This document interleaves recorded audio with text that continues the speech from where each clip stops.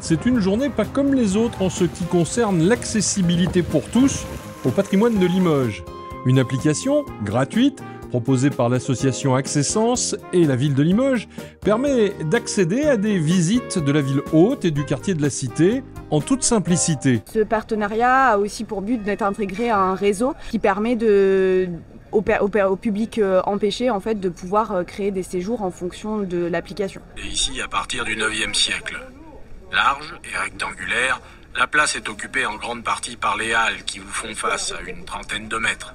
Là, on a l'audio-description, mais on peut aussi basculer très simplement sur la visite en langue des signes française. Oui, tout à fait. Alors, ça se passe comment? Il suffit de scroller son écran. Exactement. Et de naviguer dans l'application, qui est la même. Qui est la même. Pour chaque site, en fait, chaque parcours est détaillé en fonction du type de handicap qui est concerné. Et si le public visé est empêché, le service rendu l'est à tous. Si on fait un produit trop spécifique, qui est utilisable par une seule catégorie d'individus, j'allais dire, il ne va pas vivre ou très peu. Nous, nos outils, ils sont faits pour que les publics empêchés et les publics ordinaires puissent vivre ensemble, partager ensemble, découvrir ensemble. Ça, c'est la grande force.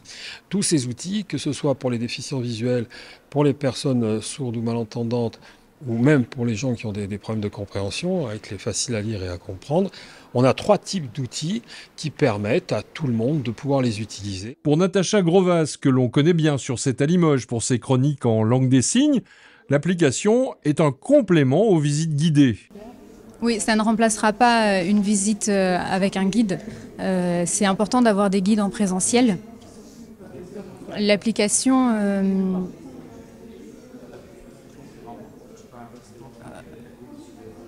L'application, elle crée des visites, mais je ne sais pas s'il y a un contact avec le musée des Beaux-Arts ou quoi que ce soit.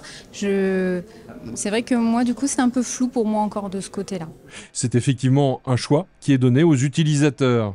C'est pour avoir un choix, en fait, entre avoir envie de faire une visite guidée ou avoir envie simplement d'être tranquille, à son rythme, avec les outils qui nous conviennent. Voilà, tout simplement. Et on incite vraiment les gestionnaires de sites à comprendre ça, à pas imposer vous êtes en situation de handicap, du coup il faut que vous soyez en groupe et vous preniez rendez-vous. Non, j'ai envie d'arriver quand je veux, comme je veux, avec les amis que je veux, et avoir un choix dans ces outils. Oui, des fois je vais vouloir une visite guidée, des fois j'ai envie d'être tranquille, et c'est ça qu'on incite à faire comprendre, qu'on veut faire comprendre aux gestionnaires de sites.